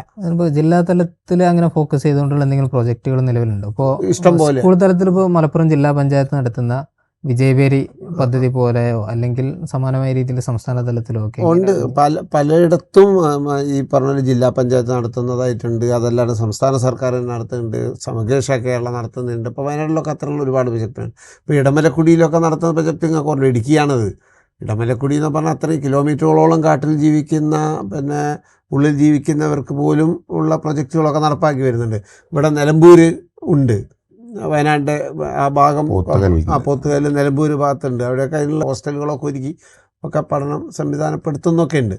പക്ഷേ അങ്ങനെയൊക്കെ അതുപോലെ തന്നെ ഇപ്പോൾ ബീച്ച് ടു ബെഞ്ച് എന്ന് പറയുന്ന ഒരു പ്രൊജക്റ്റ് തീരദേശങ്ങൾ നടക്കുന്നുണ്ട്. ബീച്ച് ടു ബെഞ്ച് അങ്ങനെ അതൊക്കെ കുറേ കൂടി സ്കൂളിംഗ് ഉറപ്പാക്കുക എന്നുള്ളതാണ് അതിലൊക്കെ ഊന്നൽ മേഖല. ഇത് ഹയർ സെക്കൻഡറിയിലൊക്കെ എത്തുമ്പോൾ അത് വേണ്ടത്ര നടക്കാത്ത പ്രശ്നമുണ്ട്. പക്ഷേ സ്കൂൾ തലത്തിൽ ഇത്തരത്തിലുള്ള കുറേ കാരണം ബേസിക്കായുള്ള കാര്യങ്ങളെങ്കിലും കുട്ടികളിലെത്തിക്കുക, സ്കൂളിലെത്തിക്കുക, പഠിപ്പിക്കുക എന്നുള്ളതിലുള്ള ശ്രമങ്ങൾ നടക്കുന്നുണ്ട്. അപ്പോഴൊക്കെയും ഞാൻ നേരത്തെ പറഞ്ഞ വിഷയം നമ്മൾ അഡ്രസ്സ് ചെയ്യേണ്ടത് അടിസ്ഥാനപരമായ ചില വിഷയങ്ങളിൽ ഇനി നമുക്ക് മുന്നേറാനുണ്ട്. ആ മുന്നേറാനുണ്ട് എന്നതിൻ്റെ അർത്ഥം നമ്മൾ പരാജയമാണ് എന്നല്ല. അതായത് ഒരു കാലത്ത് സ്കൂളിലേക്ക് പോലും വരാൻ കഴിയാതിരുന്ന അല്ലെങ്കിൽ വിദ്യാഭ്യാസത്തെക്കുറിച്ച് അവരെ ആരും പരിഗണിക്കാതിരുന്ന ഒരു കാലത്ത് നിന്ന് അവരെ സ്കൂളിലേക്ക് എത്തിക്കുന്നതിൽ വിജയിച്ചു കഴിഞ്ഞാൽ, ഞാൻ എപ്പോഴും പറയുന്നൊരു കാര്യമുണ്ട്, നമ്മൾ ഈ എൻറോൾമെൻറ്റ് ഏറ്റവും പ്രധാനപ്പെട്ട ഒരു സംഗതിയാണ്. അത് ലോകത്തിന് തന്നെ മാതൃകയാണ്. ലോകത്തിന് ഇപ്പോൾ ഒരിടത്ത് ഇത്ര 100% എൻറോൾമെൻ്റ് ഇല്ല. റിട്ടൻഷൻ ഏറ്റവും വളരെ ക്രൂഷ്യലാണ്. കേരളത്തിൽ 95-96-97% റിട്ടൻഷൻ ഉണ്ട്. കാരണം ഈ പറഞ്ഞ വളരെ അപൂർവം കൊഴിഞ്ഞു പോക്കേ ഉള്ളൂ. ഇത് രണ്ടും സാധ്യമായൊരിടത്താണ് നമ്മൾ ക്വാളിറ്റിയെക്കുറിച്ച് സംസാരിക്കുന്നത്. ഇത് രണ്ടും ഇല്ലാത്തടത്ത് ക്വാളിറ്റിയെക്കുറിച്ച് സംസാരിക്കാൻ വളരെ എളുപ്പമാണ്. കാരണം വളരെ സെലക്റ്റീവ് ഒരു ഗ്രൂപ്പ് സ്കൂളിൽ വരുന്നു, അതിൽ ഏറ്റവും പ്രിവിലേജുള്ള ഗ്രൂപ്പ് മാത്രം 10ാം ക്ലാസ് കഴിയുന്നു. അവർ പ്രീ ഡിഗ്രി അവരുടെ +2 എത്തുമ്പോൾ അവരുടെ റിസൾട്ടിനെ കുറിച്ച് ചർച്ച ചെയ്യാൻ ഒരു പണിയുമില്ല. കാരണം അവരെല്ലാവരും ജയിച്ചിട്ടുണ്ടാവും. അതിൽ നിന്ന് ഒരു 100 IPS കിട്ടാൻ വളരെ എളുപ്പമാണ്. അതല്ലല്ലോ കേരളത്തിലെ ജനകീയ വിദ്യാഭ്യാസം. ഈ ഒരു ഇഷ്യൂവിനെ കൂടി കാണണം എന്നാണ് എൻ്റെ എപ്പോഴും ഉള്ള വാദം. ഇവിടെ ഞാനത് തന്നെയാണ് പ്രയാസം. നമ്മളിനി ഹയർ സെക്കൻഡറിയുടെ ശരിക്കും ഘടനാപരമായ മാറ്റങ്ങൾ തന്നെ അനിവാര്യമായൊരു ഘട്ടത്തിലെത്തിയിട്ടുണ്ടെന്ന് വേണമെങ്കിൽ പറയാൻ പറ്റും. അതിൽ കാലങ്ങളായി നമ്മൾ വിവിധ പരിഷ്കാരങ്ങളിലൂടെയാണ് കടന്നു വന്നിട്ടുള്ളത്. സാറ് നേരത്തെ നമ്മുടെ ടീച്ചിങ് മെത്തഡോളജിയിൽ കൊണ്ടുവന്ന മാറ്റങ്ങളെക്കുറിച്ചൊക്കെ പറഞ്ഞു. പക്ഷെ കുറേ കൂടെ പ്രാക്ടിക്കൽ ലെവൽ ആലോചിക്കുമ്പോൾ, ഇപ്പോൾ നേരത്തെ സബ്ജക്റ്റ് കോമ്പിനേഷൻ്റെ വിഷയങ്ങൾ സൂചിപ്പിച്ചു. ഇപ്പോൾ എൻ്റെ വിഷയം എക്കണോമിക്സ് ആണ്. ഈ എക്കണോമിക്സിൽ നമുക്കൊരു അഡ്വാൻസ്ഡ് സ്റ്റഡീസിലേക്ക് പോകണമെങ്കിൽ നിലവിലുള്ളൊരു പ്രശ്നം ശരിക്ക് +2 മാത്തമാറ്റിക്സ് പഠിച്ചവർക്കാണ് അതിൽ ഇപ്പോൾ ഡെവലപ്മെൻറ്റൽ എക്കണോമിക്സിൽ ചില കോഴ്സുകൾ നമുക്ക് എടുക്കേണ്ടത് തന്നെ. ഇന്ത്യയിൽ തന്നെ പല പ്രീമിയർ ഇൻസ്റ്റിറ്റ്യൂട്ടുകളുടെയും കോഴ്സുകൾ അറ്റൻഡ് ചെയ്യണമെങ്കിൽ +2 മാത്തമാറ്റിക്സ് പഠിക്കണമെന്ന ഒരു ക്രൈറ്റീരിയ വെക്കുന്ന യൂണിവേഴ്സിറ്റികളുണ്ട്. MSc എക്കണോമിക്സ് കൊടുക്കുന്ന സ്ഥാപനങ്ങളുണ്ട്. അവിടെ നമുക്ക് +2 മാത്തമാറ്റിക്സ് പഠിക്കണം. അപ്പോൾ ഇതിലുള്ളൊരു പ്രശ്നം, നമ്മുടെ നാട്ടിലെ കോമ്പിനേഷൻ അനുസരിച്ച് എക്കണോമിക്സ് പഠിപ്പിക്കുന്നത് ഹ്യൂമാനിറ്റീസിലോ കൊമേഴ്സിലോ ആണ്. ഈ പഠിക്കുന്ന കുട്ടികൾക്ക് മാത്തമാറ്റിക്സ് പഠിക്കാനുള്ള കോമ്പിനേഷൻ ഓപ്ഷൻസ് വളരെ അപൂർവമാണ്. എനിക്ക് തോന്നുന്നത് കേരളത്തിൽ തന്നെ വിരലെണ്ണാവുന്ന സ്കൂളുകളിലെ എക്കണോമിക്സിൻ്റെ കൂടെ മാത്തമാറ്റിക്സ് പഠിക്കാനുള്ള ഓപ്പർച്യൂണിറ്റി ഉള്ളൂ. ഇത് ഇങ്ങനെയുള്ള കോമ്പിനേഷൻസിൽ വലിയൊരു ഘടനാപരമായ മാറ്റം പുതിയ കാലത്ത് അനിവാര്യമാണ് തോന്നുന്നുണ്ട്. അതിന് ഒരു പക്ഷേ ഇപ്പോൾ ഒരു എലക്റ്റീവ് സിസ്റ്റം നമ്മൾ യൂണിവേഴ്സിറ്റികൾ കൊണ്ടുവന്ന പോലെ കുട്ടികൾക്ക് വിഷയങ്ങൾ എലക്റ്റ് ചെയ്യാനുള്ള ഒരു ഓപ്ഷൻ പോലെയോ, ഇല്ലെങ്കിൽ ഇങ്ങനെ ഘടനാപരമായ വലിയ മാറ്റം കൊണ്ടുവരേണ്ടതില്ലേ? ശരിക്കും ഹയർ സെക്കൻഡറി എന്ന് പറയുന്ന എഡ്യൂക്കേഷൻ സിസ്റ്റം പൂർണ്ണമായി നടപ്പിലാക്കണമെങ്കിൽ 10 കഴിഞ്ഞ് 11, 12 അതായത് പൂർണ്ണമായും സ്കൂൾ സിസ്റ്റത്തിൻ്റെ ഭാഗമായി മാറേണ്ടതുണ്ട്. നമ്മൾ നേരത്തെ പ്രീ ഡിഗ്രി ഡീലിംഗ് ചെയ്തു, ഹയർ സെക്കൻഡറിയുടെ ഭാഗമാക്കിയപ്പോൾ തന്നെ പേര് മാറിയ പ്രീ ഡിഗ്രിയാണ് കേരളത്തിൽ നടന്നത്. +2 എന്ന് പറയുന്നത് ശരിക്കും പ്രീ ഡിഗ്രിയുടെ അതേ രീതിയിലോ അല്ലെങ്കിൽ അതേ പാറ്റേണിലോ ഒരു സ്വതന്ത്രമായ ഒരു ഡയറക്ടറേറ്റിന് കീഴിലുള്ള, അത് ജനറൽ എഡ്യൂക്കേഷൻ്റെ ഭാഗമായിട്ടില്ല, യൂണിവേഴ്സിറ്റിയുടെ ഭാഗവുമല്ല, നടുക്ക് നിൽക്കുന്നത്. നേരത്തെ ഇൻ്റർമീഡിയറ്റ് എന്ന് പ്രീ ഡിഗ്രി എന്ന് വിളിച്ചതുപോലെ തന്നെയുള്ളൊരു സാധനമായിട്ടാണ് വന്നത്. അത് സ്കൂളിൻ്റെ ഭാഗമായി മാറുന്നതിലേക്ക് എത്തുന്നേ ഉള്ളൂ. അങ്ങനെ എത്തുമ്പോഴാണ് ഇപ്പോൾ നാഷണൽ എഡ്യൂക്കേഷൻ പോളിസി മുമ്പോട്ട് വെക്കുന്ന ഒരു പ്രധാനപ്പെട്ട കാര്യം ഈ പറഞ്ഞതാണ്.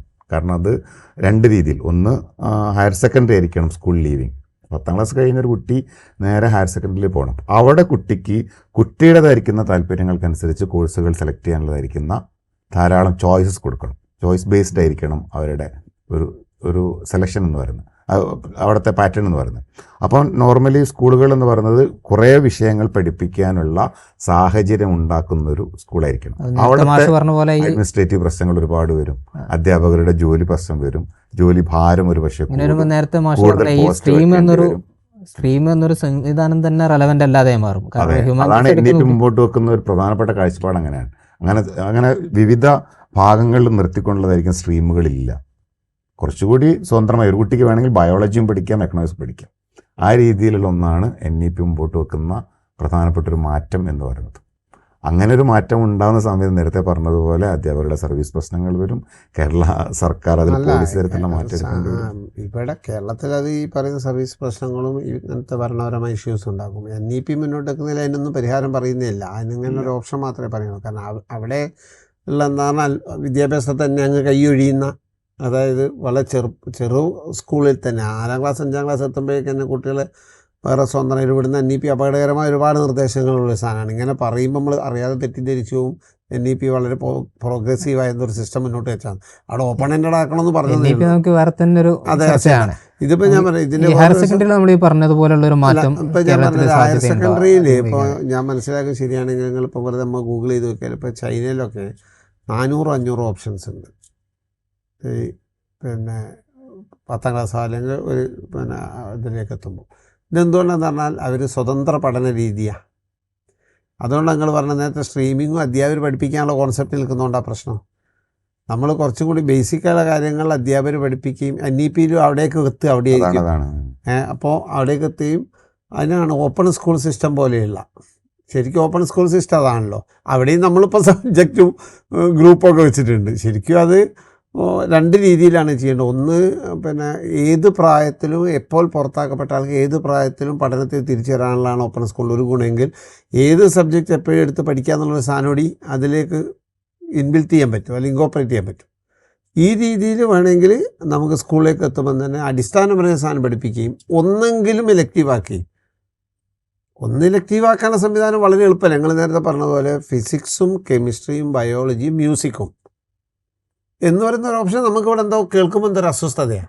അന്വേഷിച്ചാൽ സ്വന്തമായി പഠിക്കാം. അല്ല, ഇതിന് പ്രായോഗികമായ പല മാർഗ്ഗങ്ങളുണ്ട്. ഉദാഹരണത്തിന് ഇപ്പോൾ സയൻസും കൊമേഴ്സ് ഹ്യൂമാനിറ്റീസ് ഉള്ള ഒരു സ്കൂളിൽ അതിലെ ചില വിഷയങ്ങൾ ഇരട്ടിയാക്കുന്നതിന് പ്രശ്നം പോകുന്നില്ല. അത്തരം നീക്കങ്ങൾ കേരളത്തിൽ നിലവിൽ അല്ലാതെയും ചെയ്യാൻ പറ്റും. ശരിക്കും ഇതിൻ്റെ ഉള്ളിൽ നിൽക്കണമെന്നില്ല. ഇല്ലാത്ത കോമ്പിനേഷൻ തന്നെ. ഇപ്പോൾ ഫിസിക്സും കെമിസ്ട്രി പഠിക്കാൻ ജേർണലിസം പഠിച്ചുകൂടെ? ശരിക്കും പഠിക്കണ്ടേ? ഒരു ജേർണലിസ്റ്റ്, സയൻസ് ജേർണലിസ്റ്റ് എല്ലാം ആവശ്യമാണ്. അതെ, മാത്രമല്ല ജേർണലിസ്റ്റുകൾക്ക് കുറച്ച് ലോജിക് പവറൊക്കെ ഉണ്ടാകുന്നത് നല്ലതാണല്ലോ. ജേർണലിസ്റ്റുകൾ ഹ്യൂമാനിറ്റീസ് വഴി ഇങ്ങനെ വരേണ്ട ആൾക്കാരാണെന്നുള്ള തോന്നലൊക്കെ പോകണല്ലോ. ഒരു നല്ല മാത്തമാറ്റിക്കലൊക്കെ ആകുന്നത് നല്ലതാണ്, പ്രത്യേകിച്ച് ഇന്നത്തെ കാലത്ത്. നമ്മൾ ഈ ഹയർ സെക്കൻഡറിയുടെ ഗുണമേന്മയുമായി ബന്ധപ്പെട്ട ചർച്ചകൾ നമുക്ക് വിശാലമായി എടുക്കേണ്ട ഒരുപാട് മേഖലകളുണ്ട്. നമ്മളതിൻ്റെ ചില സൂചകങ്ങളിലേക്ക് ഇങ്ങനെ സ്പർശിച്ചു പൊതുസമൂഹം കുറച്ചുകൂടെ ഗൗരവത്തിൽ ചർച്ചയ്ക്ക് എടുക്കേണ്ട വിഷയങ്ങൾ ഇങ്ങനെ സ്പർശിച്ചു പോവുകയാണ് ചെയ്തിട്ടുള്ളത്. പലതിലും ആഴത്തിലുള്ള പഠനങ്ങൾ, ചിലതൊക്കെ സർക്കാർ തലത്തിൽ തന്നെ നടക്കേണ്ട ഇഷ്യൂസും കൂടെ ആയിരിക്കും. നമുക്കീ ഒരു അവസാനത്തെ ചർച്ചയുടെ ഒരു കൺക്ലൂഷൻ എന്ന് പറഞ്ഞിട്ട് എക്കാലത്തും ഡിബേറ്റബിൾ ആയിട്ടുള്ളൊരു ചർച്ചയാണ് നമ്മൾ ഇൻക്ലൂസീവ്നെസ്സിന് വേണ്ടിയിട്ട്, അഥവാ കേരളത്തിലെ മുഴുവൻ ആളുകളെയും ഒരുപോലെ ഉൾക്കൊള്ളുക എന്നൊരു വിശാലമായൊരു പോളിസിയുടെ ഭാഗമായി നമ്മൾ ക്വാളിറ്റിയെ പലപ്പോഴും കോംപ്രമൈസ് ചെയ്യപ്പെടുന്നുണ്ട് നമ്മുടെ സ്റ്റേറ്റ് സിലബസ് എന്നൊരു വിമർശനം എല്ലാ കാലത്തും ഉണ്ടാവാറുണ്ട്. കോൺട്രവേഴ്ഷ്യലാണ് എന്നതിൽ സംശയമില്ല. അതിന് പൊതുവെ പറയാറുള്ള ഉദാഹരണങ്ങൾ കോമ്പറ്റിറ്റീവ് എക്സാമുകളിലെ റിസൾട്ട് ചൂണ്ടിക്കാണിച്ചുകൊണ്ടുകൂടിയാണ്. CBSE പോലെയുള്ള സ്ട്രീമുകളിൽ നിന്ന് വരുന്ന കുട്ടികളാണ് അതിൽ നന്നായി പെർഫോം ചെയ്യുന്നത്. സ്റ്റേറ്റ് സിലബസിലെ കുട്ടികൾ താരതമ്യേന അതിൽ പിറകിൽ നിൽക്കുന്നു എന്നതാണ് അതിൻ്റെ ഒരു വിമർശനം. അപ്പോൾ അതിൽ തുല്യമായി വരുന്നുണ്ട്. അപ്പോൾ അതിൽ നമ്മൾ ഈ ക്വാളിറ്റിയെ കോംപ്രമൈസ് ചെയ്യുന്നു ഇൻക്ലൂസീവ്നെസ്സിന് വേണ്ടി എന്നൊരു വിഷയത്തെ എങ്ങനെയാണ് കണ്ടത്? അതിനെ എങ്ങനെയാണ് സിസ്റ്റത്തിന് നമുക്ക് അഡ്രസ്സ് ചെയ്യാൻ പറ്റുക? അതും ക്വാളിറ്റി ആഗ്രഹിക്കുന്ന കുട്ടികൾക്കും അതിൻ്റെ ഏറ്റവും ബെസ്റ്റിൽ പഠിക്കാനുള്ള ഓപ്ഷൻസ് കൂടെ ഇവിടെ അവൈലബിൾ ആകേണ്ടതുണ്ടല്ലോ. അങ്ങനെയുള്ള പ്രശ്നങ്ങൾ എങ്ങനെയാണ് കാണുന്നത്? കോംപ്രമൈസ് ചെയ്യുന്ന ഒരു സാഹചര്യം സ്കൂളിലുള്ളതായിട്ട് എനിക്ക് ഇതുവരെ തോന്നിയിട്ടില്ല. കാരണം നമ്മുടെ സിലബസ് എന്ന് പറഞ്ഞാൽ സംസ്ഥാന തലത്തിലല്ല ദേശീയ തലത്തിൽ തന്നെ ഏറ്റവും ബെസ്റ്റ് സിലബസിൽപ്പെട്ട സംഗതികൾ തന്നെയാണ്. കരിക്കുലം അങ്ങനെയാണ്, സിലബസ് അങ്ങനെയാണ്, പാഠപുസ്തകങ്ങൾ അങ്ങനെയാണ്. ഒരുപക്ഷെ വേറെ എവിടത്തേക്കാളേറെ വയബിളായിട്ടുള്ള നല്ല പാഠപുസ്തകങ്ങൾ. നേരത്തെ പറഞ്ഞ പോലെ എല്ലാ സോഷ്യൽ എലിമെൻ്റൊക്കെ അതിലുണ്ടെങ്കിൽ അതിൽ വേറെ യാതൊരു വെള്ളം ചേർക്കലും, നിങ്ങൾ പറയുന്ന ക്വാളിറ്റി എന്ന വാക്ക് വളരെ പിന്നെ ഒരു കോൺട്രവേഴ്ഷ്യൽ വാക്കാണ്. എങ്കിലും നിങ്ങൾ ഉദ്ദേശിച്ച ക്വാളിറ്റി തന്നെ പറയാം. അപ്പോൾ ആ ക്വാളിറ്റിക്കും അതിൽ യാതൊരു കുറവില്ല. പിന്നെ ക്ലാസ് റൂം പ്രാക്ടീസസിലോ അതിൻ്റെ പരീക്ഷാ രീതിയൊക്കെ വരുന്നിടത്ത് ഈ പറഞ്ഞതുപോലെ എല്ലാവരെയും ഉൾക്കൊണ്ടുകൊണ്ട് മുന്നോട്ട് പോകേണ്ടി വരും എന്നതുകൊണ്ട് ആ കുട്ടികൾക്ക് എവിടെയെങ്കിലും എന്തെങ്കിലും നഷ്ടപ്പെട്ടു പോകുന്നതാണ് വാദമെങ്കിൽ അതിൽ വലിയ ഇതുണ്ടെന്ന് തോന്നുന്നില്ല. കാരണം അതിന് കോംപ്രമൈസ് ചെയ്യാൻ ആ കുട്ടികളെ, അല്ലെങ്കിൽ ഒരു ക്ലാസ് മുറിയിൽ ഒരു 5 കുട്ടികൾ വളരെ പിന്നെ നന്നായി ഹൈ ടാലൻറ്റഡ് ആയിട്ട് അല്ലെങ്കിൽ വളരെ സ്പീഡിൽ മുന്നോട്ട് പോകുന്നുണ്ട്. 5 ആളെ വെച്ച് മാത്രം പഠിച്ച് 25 ആളെ തഴഞ്ഞു പോകാനും കഴിയില്ലല്ലോ. അതാണ് ഉദ്ദേശമെങ്കിൽ അതും പറ്റില്ല. പക്ഷേ ആ കുട്ടികൾക്ക് തന്നെ ഒരുപാട് മത്സര പരീക്ഷ, ഇപ്പോൾ NNMS, മറ്റേ LSS, USS, അതിനൊക്കെയുള്ള ഒരുപാട് പിന്നെ കോച്ചിങ്ങുകൾ, ഇങ്ങനെ ഒരുപാട് സാധനങ്ങൾ സ്കൂളിൽ നടക്കുന്നുണ്ട്. വിവിധ സബ്ജക്റ്റുകൾ പിന്നെ വെച്ചുകൊണ്ടുള്ള പിന്നെ പരീക്ഷാ രീതികൾ നടക്കുന്നുണ്ട്. നിങ്ങൾ നേരത്തെ പറഞ്ഞതുപോലെ CBSEയിൽ നിന്ന് വരുന്നവരും നേടിക്കൊണ്ടിരുന്ന സ്ഥാനത്ത് നിന്ന് മാറി ഇപ്പോൾ ഏതാണ്ട് തുല്യതയിലേക്കൊക്കെ എത്തി. ഇനി അടുത്ത ഗവൺമെൻറ് സ്കൂളിൽ നിന്നുള്ള ഒരു കൂടുതൽ മുന്നിലെത്തും എന്ന് പറയുന്നതിന് 2 കാരണമുണ്ട്. ഒന്ന്, ഈ പറഞ്ഞ ഒരു വസ്തുതയെ പൊതുസമൂഹം മനസ്സിലാക്കി എന്നുള്ളതാണ്. ഞാൻ നേരത്തെ പറഞ്ഞു ഇൻപുട്ടും ഔട്ട്പുട്ടും തമ്മിൽ വലിയ ബന്ധമുണ്ടെന്ന്. CBSEയിൽ നിന്ന് കൂടുതൽ കിട്ടിയതിൻ്റെ അർത്ഥം അത് കിട്ടാൻ സാധ്യതയുണ്ടായിരുന്ന കൂടുതൽ കുട്ടികൾ CBSE പോയി ചേർന്നു എന്നാണ് ആദ്യം. അല്ലാതെ CBSE പോലെ അങ്ങനെ ഉണ്ടാക്കിയെന്ന് ഞാനിപ്പോഴും വിശ്വസിക്കുന്നില്ല. ഈ കുട്ടികൾ ഗവൺമെൻറ് സ്കൂളിലായിരുന്നു പഠിച്ചിരുന്നെങ്കിൽ ഇപ്പോൾ ഉള്ളതിനേക്കാൾ മുമ്പിലെത്തുമായിരുന്നു. ആ കുട്ടികൾക്ക് ഈ ഒരു പാരൻ്റ് അല്ലെങ്കിൽ ഒരു പിന്നെ അച്ഛനും അമ്മയും അവരുടെ ജീവിതകാലത്തിലെ 15-17 കൊല്ലം അല്ലെങ്കിൽ 12 കൊല്ലം, ഈ 12ഉം 2 LKG UKG കൂടെ 14 കൊല്ലം ആ കുട്ടി ഉണ്ടായത് മുതൽ അതിൻ്റെ പിന്നാലെ നടന്ന് അതിൻ്റെ ട്യൂഷൻ ക്ലാസ്, അതിനെ സ്കൂട്ടറിലോ കാറിലോ കൊണ്ടുപോയി ഇറക്കൽ, വൈകുന്നേരം വീണ്ടും ട്യൂഷൻ സെൻ്ററിൽ കൊണ്ടുപോകൽ, തിരിച്ച് വീട്ടിൽ കൊണ്ടുപോകൽ, അവിടെ ഇരുത്തി ഹോംവർക്ക് ചെയ്യലും, അവരുടെ സമ്പാദ്യത്തിൻ്റെ നല്ലൊരു ശതമാനം തുക ആ സ്കൂളിനും അവിടുത്തെ പലതരത്തിലുള്ള ഫീസുകളും പലതിനും കൊടുത്ത് കഴിഞ്ഞിട്ട് കിട്ടുന്ന കുറച്ചാളുടെ റിസൾട്ടിനെ കുറിച്ച് ഞങ്ങൾ ഈ പറയുന്നത്. CBSEയിൽ 25,000 കുട്ടികൾ പഠിക്കുന്നുണ്ടെങ്കിൽ 2,500 ആൾക്കാണ് കിട്ടുന്നത്. ബാക്കി 22,500 ആൾ ഇതേപോലെ കഷ്ടപ്പെട്ട് അവരുടെ ജീവിതം മുഴുവൻ ഇൻവെസ്റ്റ് ചെയ്തിട്ട് പൊട്ടിക്കരഞ്ഞ് പുറത്ത് സമൂഹത്തിന് മുമ്പിൽ ഇതൊന്നും പറയാൻ പോലും ആവാതെ ഉള്ളിൽ കരയുന്നവരുണ്ട്. അത് നിങ്ങൾ കാണുന്നില്ല, അല്ലെങ്കിൽ നമ്മൾ കാണുന്നില്ല. ഈ കിട്ടിയ 2,500 ആളെ കുറിച്ച് നമ്മൾ ഈ പറഞ്ഞുകൊണ്ടിരിക്കുന്നത്. കിട്ടാതെ 22,500 ആൾ ഇപ്പുറത്തുണ്ട്.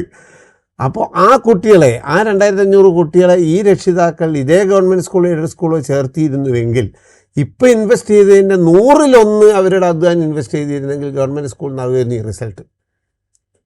ഈ ഒരു വസ്തുതയെ നമ്മൾ കാണാതെ ഇപ്പം കുറേ ആളുകളെ തിരിച്ചറിയും. സ്കൂൾ വളരെ മെച്ചപ്പെട്ട അവസ്ഥ. പിന്നെ ഒരു പ്രധാനപ്പെട്ട കാരണം ഭൗതിക സൗകര്യങ്ങളുടെ അപര്യാപ്തതയായിരുന്നു നമ്മുടെ സ്കൂളിൽ. അതൊരു വളരെ പ്രധാനമാണ്. കാരണം നമ്മളൊരു ഒരു മിഡിൽ ക്ലാസ് സൊസൈറ്റിയായി വന്നപ്പോൾ നമ്മളെ വീടുകളും മറ്റുമൊക്കെ നമ്മൾ അത്യാവശ്യം മെച്ചപ്പെട്ട സൗകര്യങ്ങളിലേക്ക് കൊണ്ട് നല്ല വീട്, നല്ല റൂം, നല്ല ടോയ്ലറ്റ്, നല്ല നിലം ഒക്കെ ആയി വന്നപ്പോൾ നമ്മുടെ സ്കൂളുകൾ അങ്ങനെയല്ല.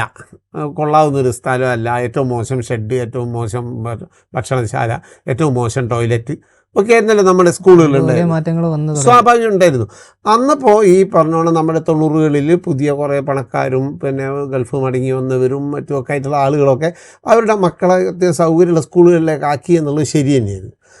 ഇപ്പോൾ സ്കൂളുകൾ മെച്ചപ്പെട്ടു, ഭൗതിക സൗകര്യങ്ങൾ മെച്ചപ്പെട്ടു. ഈ പൊതുവിദ്യാഭ്യാസ സംരക്ഷണ യജ്ഞത്തിൻ്റെ ഭാഗമായി ഇത്രയും കോടിയിൽ ഇൻവെസ്റ്റ് ചെയ്ത് സ്കൂൾ മെച്ചപ്പെടുന്നതിൻ്റെ ഒരു ഗുണം ഈ തരത്തിലുള്ള ധാരണ മാറി. അപ്പോൾ ഇങ്ങനത്തെ കുറേ ആളുകളും കൂടി ആ സ്കൂളിലേക്ക് വന്നു. ഇനി അവിടെ ക്വാളിറ്റിയും കൂടി നിങ്ങൾ നേരത്തെ പറഞ്ഞതുപോലെ മെച്ചപ്പെട്ട് വരുന്നു എന്നുള്ള പൊതുസമൂഹം ബോധ്യപ്പെടുന്നതോടുകൂടി കൂടുതൽ മെച്ചപ്പെടുകയും ഈ റിസൾട്ട് ഇപ്പോഴുള്ളതിൽ നിന്ന് മാറി മെഡിക്കലിലും എഞ്ചിനീയറിംഗ് വരെ ഇങ്ങനത്തെ കുട്ടികൾ കുറേ ഇവിടെ ചേരാൻ തുടങ്ങുന്നതോടുകൂടി ഏറ്റവും നല്ല റിസൾട്ട് പബ്ലിക് സ്കൂൾ, പൊതു സ്കൂൾ വിദ്യാലയങ്ങളിൽ നിന്നാവും എന്ന് വിചാരിക്കുന്ന ഒരാളാണ് ഞാൻ. ഒരു തിരിച്ചുപോക്കുണ്ടായില്ലെങ്കിൽ മാർക്കിൻ്റെ മുകളിൽ ക്വാളിറ്റി നോക്കുന്നതിന് പകരം സാമൂഹ്യ പുരോഗതിയുടെ മുകളിലാണ് ക്വാളിറ്റി നോക്കേണ്ടത് എന്നുള്ള ചിന്ത ആഗോളതലത്തിൽ വളർന്നു കഴിഞ്ഞിട്ടുണ്ട്. പക്ഷേ നമ്മളിപ്പോഴും മാർക്കാണ് പ്രധാനമെന്നും എഴുതാനും വായിക്കാനും അറിഞ്ഞുകൂടാത്തവർ ബുദ്ധിയില്ലാത്തവരാണ് എന്നുള്ള തിരിച്ചറിവുമുള്ള ഒരു സൊസൈറ്റിയിലാണ് ഈ ഒരു ചിന്ത വരുന്നതെന്നാണ് എനിക്ക് തോന്നുന്നത്. നമ്മുടെ വിദ്യാഭ്യാസ ബന്ധപ്പെട്ട ചർച്ചകൾ പലതും ഡിബേറ്റബിളാണ്. എല്ലാ കാലത്തും പോസിറ്റീവായ ചർച്ചകളിലൂടെ തന്നെയാണ് നമ്മൾ ഇന്ന് കാണുന്ന ഒരു മുന്നേറ്റത്തിലേക്ക് കേരളം നടന്നെത്തിയിട്ടുള്ളത്. തീർച്ചയായും ഇത്തരം ചർച്ചകൾ അതിന് സഹായിക്കട്ടെ എന്ന് പ്രത്യാശിച്ചുകൊണ്ട് നമ്മുടെ ചർച്ച തൽക്കാലം അവസാനിപ്പിക്കുകയാണ്.